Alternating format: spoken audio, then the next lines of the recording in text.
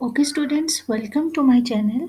In this channel, you will learn about every topics related to psychology.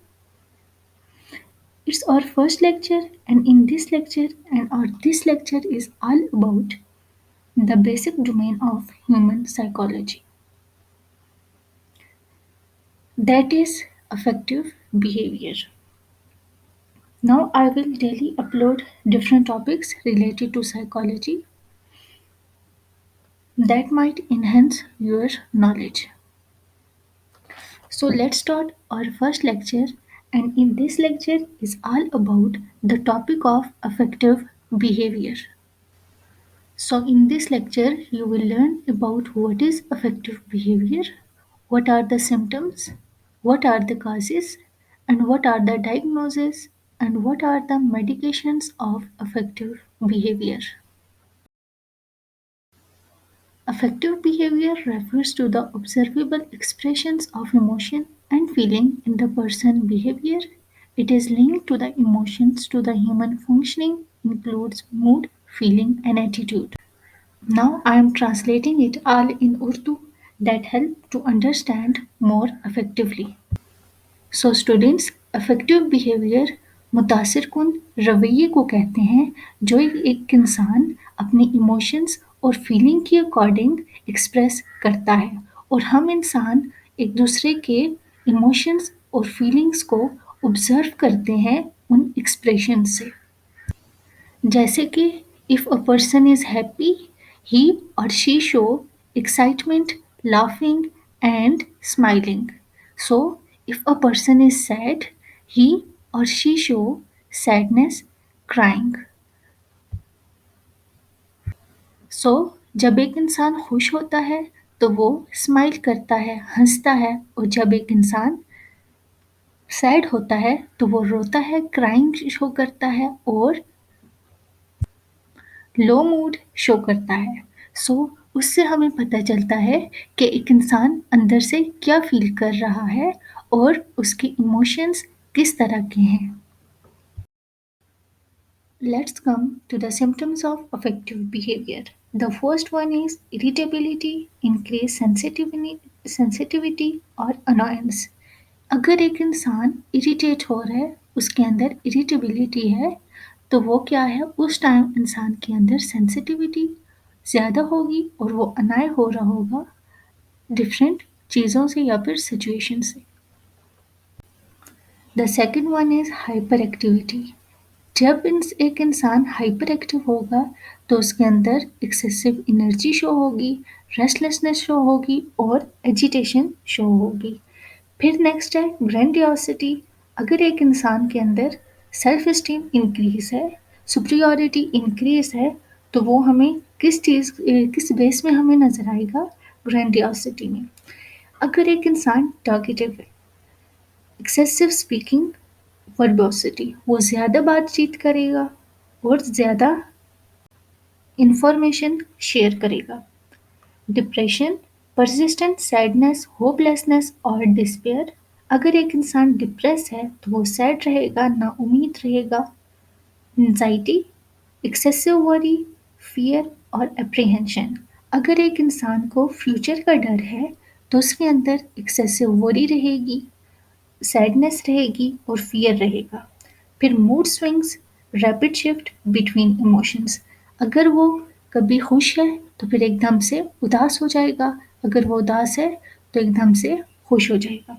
फिर withdrawal, social isolation और avoidance. वो society को face नहीं करेगा, सोशल प्लेसेस में वो जाना बंद कर देगा और सोशल आइसोलेट हो जाएगा।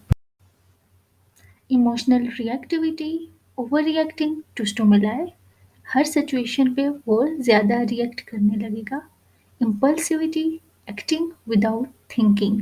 बगैर सोचे समझे वो कुछ भी बिहेवियर एक्ट कर देगा। एग्रेशन, वर्बल और physical aggression. Self destructive behaviour, harmful action toward one self. किसी एक इंसान को हार्म करना चाहेगा। स्लीप डिस्टर्बेंस, इंसोमिया और हाइपरसोमिया। उसकी स्लीप पूरी तरह से डिस्टर्ब हो जाएगी या फिर हाइपरसोमिया से होने लगेगा और इंसोमिया। एपेटाइट चेंज, इंक्रीज और डिक्रीज एपेटाइट, फटीग, फिजिकल और mental exhaustion, concentration difficulty, trouble focusing, वो ट्रबल फोकस नहीं कर पाएगा अपने प्रेजेंट पे, अपनी इर्द गिर्द की चीज़ों पे। हेडेक, स्टमक और अदर सोमैटिक कंप्लेंट्स, उसे हेडेक शो होगा, उसे स्टमक पेन होगा और उसे और बहुत सी दर्द या फिर पेन महसूस होगा जिसका मेडिकली हमारे पास कुछ भी प्रूफ नहीं होगा।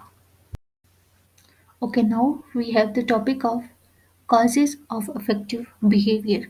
कौन सी ऐसी वजूहात हैं जिसकी वजह से अफेक्टिव बिहेवियर हम ऑब्जर्व कर सकते हैं। The first one is genetic condition, inherited traits and temperament, कि अगर पेरेंट्स को है तो वो ऑफस्प्रिंग में इजीली ट्रांसफ़र हो सकती है। Neurotransmitters, neurotransmitters like serotonin, dopamine and norepinephrine imbalance होने की वजह से अफेक्टिव बिहेवियर शो होता है। The third one is hormonal changes, fluctuation of cortisol and other hormones that cause affective behavior. If a person have mood disorder like depression, anxiety and bipolar disorder, तो उसकी वजह से भी affective behavior इंसान के अंदर शो होता है। Next, social influence like friends, peer and circle, ये इन सब की वजह से affective behavior हम ऑब्जर्व कर सकते हैं। लाइफ इवेंट्स लाइक कहीं एडजस्टमेंट करनी है, कोई किसी तरह की कोई चेंजेस आ जाती हैं लाइफ में, किसी लव वन की डेथ हो जाती है, कहीं किसी और जगह पे ट्रांसफ़र हो जाती है, इंसान ने एडजस्ट करना है न्यू प्लेस में, उस वजह से भी अफेक्टिव बिहेवियर शो होने लगता है। स्लीप और फटीग की वजह से, अगर हमारी स्लीप अफेक्टिव सही नहीं है, तो अगर फटीग है, कमज़ोरी है बॉडी में, तो उस वजह से भी क्या होता है कि अफेक्टिव बिहेवियर शो होने लगता है। ओके स्टूडेंट्स, और नेक्स्ट टॉपिक इज डायग्नोसिस। हम किस तरह से अफेक्टिव बिहेवियर हम लोग डायग्नोस कर सकते हैं, कौन से डिसऑर्डर्स हमें शो होते हैं। फर्स्ट वन, मूड डिसऑर्डर, इंसान को मूड डिसऑर्डर होने लगता है जिसमें major depressive disorder, persistent depressive symptoms और बाइपोलर। ऑब्सेसिव कंपल्सिव डिसऑर्डर, जिसे ओसीडी कहते हैं, जिसमें ऑब्सेशंस और कंपल्शंस दोनों चीज़ें पाई जाती हैं। पर्सनैलिटी डिसऑर्डर होने लगता है। Narcissistic, trauma related disorder, neurodegenerative disorder जैसे अल्जाइमर, हंटिंगटन डिजीज़, जिसमें मोटर सिम्टम्स होते हैं, कॉग्निटिव डिक्लाइन आ जाती है और डिस्टर्बेंस होने लगती है इंसान को। तो इन सब चीज़ों, इन सब डिसऑर्डर को हम लोग देखेंगे जो कि अफेक्टिव बिहेवियर हमारे पास डायग्नोस होता है या फिर डायग्नोस होता है अफेक्टिव बिहेवियर, उसे डायग्नोस करने के लिए ये सब डिसऑर्डर्स का क्राइटेरिया हमने देखना होता है। और नेक्स्ट टॉपिक इज मेडिकेशन। क्या है कि साइकेट्रिक किस तरह की मेडिकेशंस प्रोवाइड करते हैं the patient of affective behaviour को या फिर मूड डिसऑर्डर या कुछ भी। Anti depressant, selective serotonin reuptake inhibitors, जिसे एसएसआरआईज कहा जाता है, इसमें जो मेडिसिन्स होती हैं वो दी जाती हैं। फिर सेरोटोनिन नॉरएपिनेफ्रिन रीअपटेक इनहिबिटर्स, एसएनआरआईज जिसे कहा जाता है।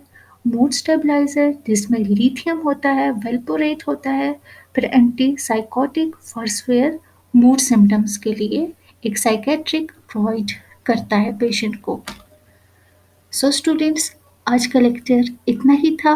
आई होप आपको ये पसंद आया होगा और बाकी रोज़ इसी तरह से हम नेक्स्ट टॉपिक लेके आएंगे जिसका आपको नॉलेज मिलेगा और इम्प्रूव होगा आपका नॉलेज रिलेटेड टू साइको